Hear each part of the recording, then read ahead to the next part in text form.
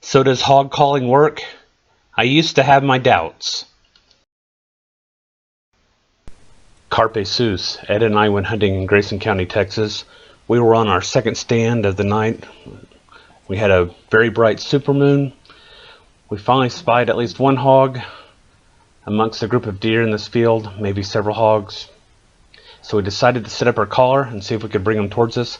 This field and the field next to it are to our south, and they are not our property and we can't hunt them.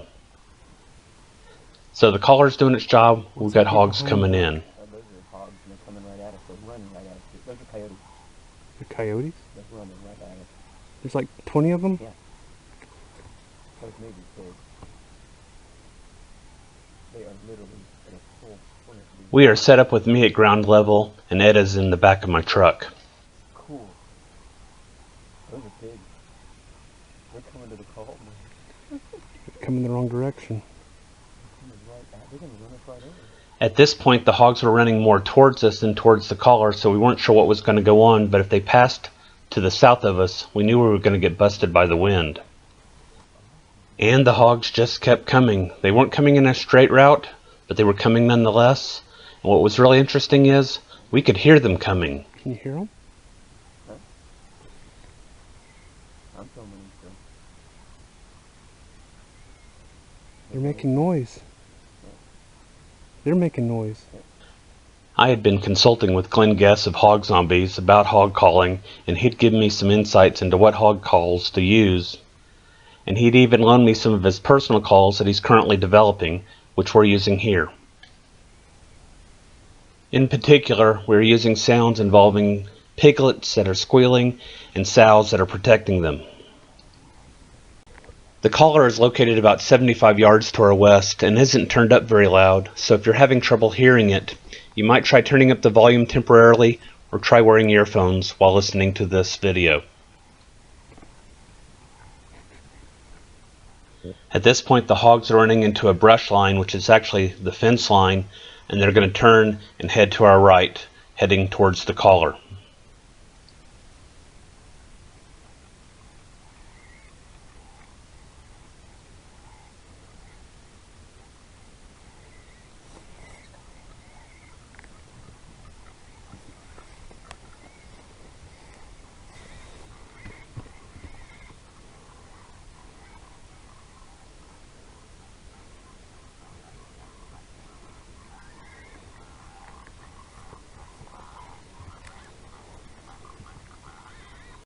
Here you might need to turn up the volume or use earphones in order to listen for the sounds of the approaching pigs. You can actually hear them grunting, a deeper grunt than the call.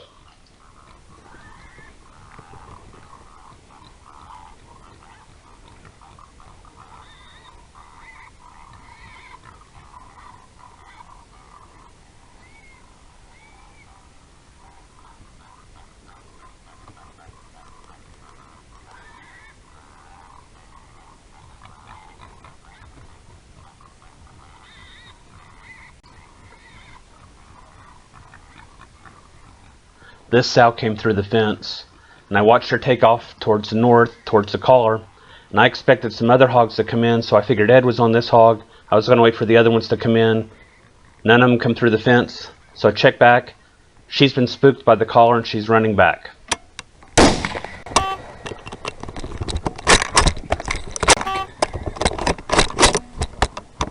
That's fine.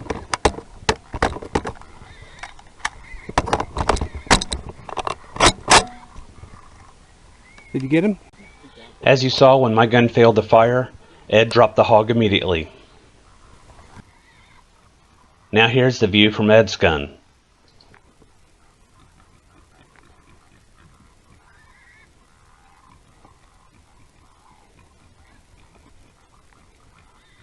Watch what the hog does as it gets to the collar.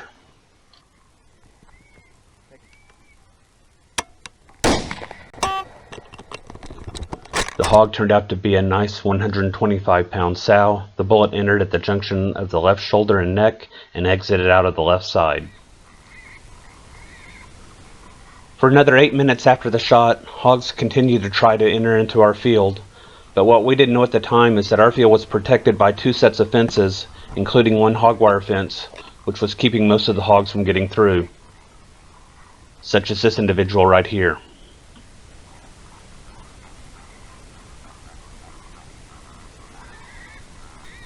Eventually the sounder gave up and decided to leave. So despite having a malfunction and the hogs running in the double fencing, we still had a pretty good night. We were able to call in hogs from over 900 yards away.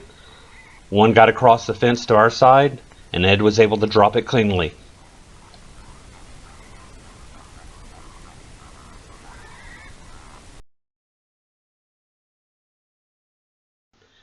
Carpe sus, my friends.